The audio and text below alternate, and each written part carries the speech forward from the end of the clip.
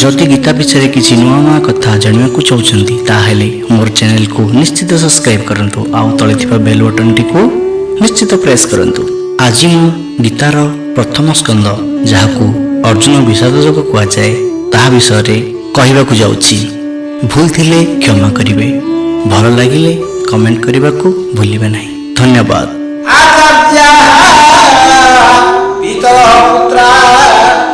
तथैव च पितामहा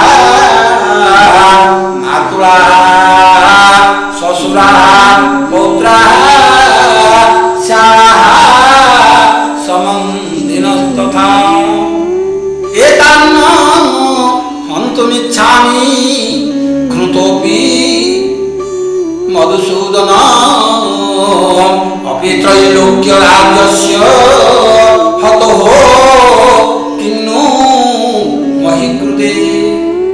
गुरु माने पितृस्थानीय माने एवं सेपरी पितामह माने मामू माने ससुर माने नाती माने शालक माने तथा अन्य संबंधी माने भी अछंती। हे मधुसूदन, सेमाने मते मारिदेले भी मु एमानंको मारिबाकू चाहू नाही। पृथ्वी लाभ करिबा कथा किए पचारे? तिनि लोकंको राज्याधिकार मिलिबार थिले मध्य मु एमानंको मारिबाकू चाहू नाही। निहत्य धातरास्त्रानः काकृतिः स्यादनादन पापमेवा श्रेदस्मान् हत्यैता नातो तायिनः तस्मान्न आहावयं हन्तुं स्वबान्धवान् स्वजनं हि कथं हत्वा सुखिनः श्याम माधव। हे जनार्दन, धृतराष्ट्रଙ୍କ पुत्रଙ୍କୁ मारिदेले ଆମକୁ କି ସୁଖ ମିଳିବ? ଏହି ଆତତାୟୀ ମାନଙ୍କୁ ମାରିଲେ ତ ଆମକୁ ପାପ ହିଁ ଲାଗିବ। ତେଣୁ हे ମାଧବ, ନିଜର ବାନ୍ଧବ ଦୁର୍ଯ୍ୟୋଧନ ନାଦୀକୁ ମାରିବା ଆମ ପକ୍ଷରେ ଉଚିତ ହେବ ନାହିଁ, କାରଣ ନିଜ କୁଟୁମ୍ବ ଲୋକମାନଙ୍କୁ ମାରି ଆମେ କିପରି ଖୁସିରେ ରହିପାରିବୁ? ଯଦ୍ୟପ୍ୟେତେ ନ ପଶ୍ୟନ୍ତି ଲୋଭ ପହତ ଚେତସଃ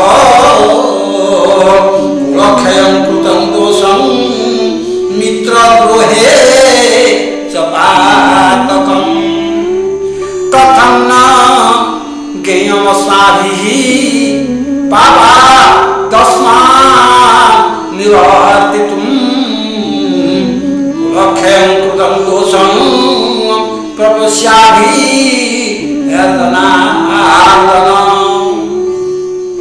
ଯଦ୍ୟପि ଲୋଭବଶତଃ ଭ୍ରମଚିତ ହୋଇଥିବା ଏହି ଲୋକେ କୁଳକ୍ଷୟ ଜନିତ ଦୋଷ ଓ ମିତ୍ରଦ୍ରୋହର ପାପ ଜାଣିପାରୁନାହାନ୍ତି। ତଥାପି हे जनार्दन, कुलनाशक हेतु उत्पन्न दोषକୁ ଜାଣିପାରୁଥିବା ଆମ୍ଭେମାନେ ଏପରି ପାପରୁ ଦୂରେଇ ଯିବାକୁ ନ କରିବା କାହିଁକି? କୁଳକ୍ଷୟେ ପ୍ରଣଶ୍ୟନ୍ତି କୁଳଧର୍ମାଃ ସନାତନାଃ ଧର୍ମେ ନଷ୍ଟେ କୁଳଂ କୃଚ୍ଛ୍ରମ୍ ମଧର୍ମଂ ଅଭିଭବତି अधर्माभि भवान् कृष्ण प्रदुष्यन्ति कुलस्त्रियः स्त्रीषु दृष्टासु पास्नेय जायते वर्णशङ्करः। कुलनाश हेले सनातन कुलधर्म नष्ट हो जाए। धर्म नाश होइगले समुदाय कुलरे पाप मध्य विशेष भाव में व्यापी जाए। हे कृष्ण, पाप अधिक बढ़िले कुलस्त्री माने अत्यंत दुखिता हो जाती। केवल सेतिकी नुहे, हे बार्नेय स्त्री माने दूषिता हेले वर्ण शंकर उत्पन्न होती। शंकर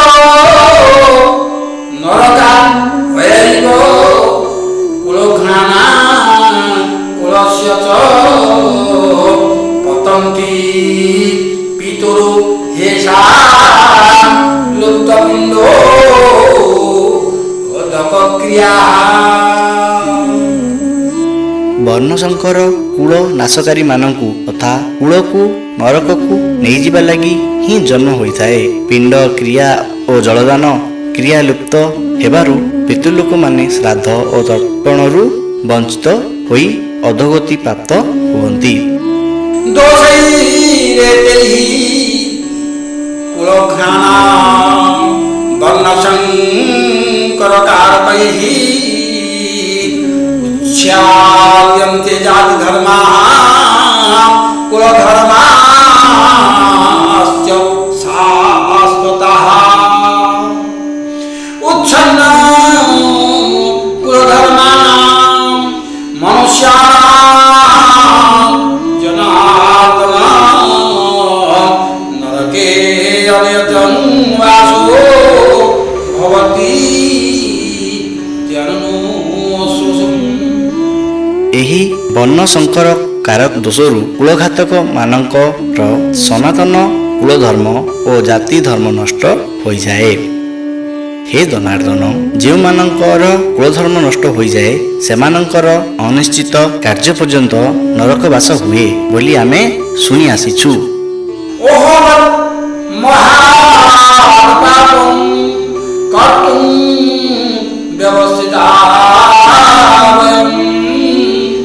ଯଦ୍ରାଜ୍ୟ ସୁଖ ଲୋଭେନ ହନ୍ତୃଂ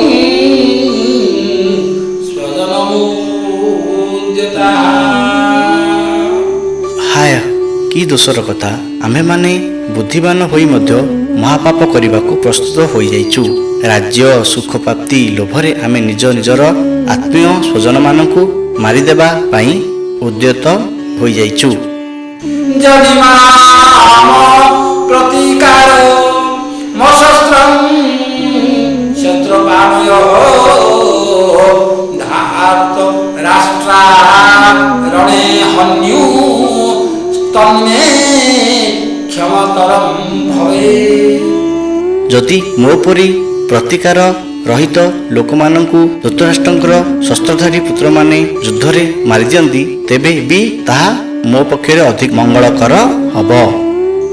ସଂଜୟବାଚ ଏବଂ ଗତ୍ୱା ଅର୍ଜୁନଃ ସଂଖ୍ୟେ ରଥୋପସ୍ଥ ଉପାବିଶ ବିସୃଜ୍ୟ ସଶରଂ ଚାପଂ ଶୋକ ସଂବିଗ୍ରମାନସଃ। ସଞ୍ଜୟ କହିଲେ, ରଣଭୂମିରେ ଶୋକରେ ଉଦ୍ବିଗ୍ନ ମନା ଅର୍ଜୁନ ଏପରି କହି ବାଣ ସହିତ ଧନୁତ୍ୟାଗ କରିଦେଇ ରଥର ପଛପଟେ ବସି ପଡ଼ିଲେ। ଓମ୍ ନମୋ ଭଗବତେ ବାସୁଦେବାୟ ଶ୍ରୀକୃଷ୍ଣାୟ ନମଃ। ଓମ୍ ତତ୍ସତ୍ ଶ୍ରୀମଦ୍ ଭଗବତ ଗୀତା ସୁପନିଷତ୍ସୁ ब्रह्म विद्यायां योगशास्त्रे श्रीकृष्ण अर्जुन संवादे अर्जुन विषाद योगो नाम प्रथम अध्याय। ओम नमो भगवते वासुदेवाय अर्पणमस्तु ब्रह्मार्पणमस्तु। आज ପାଇଁ ଏତିକି। ପୁଣି ଦେଖା ହେବ ଅନ୍ୟ ଗୋଟିଏ ଏପିସୋଡରେ। ବିଦାୟ ଦିଅନ୍ତୁ। ନମସ୍କାର।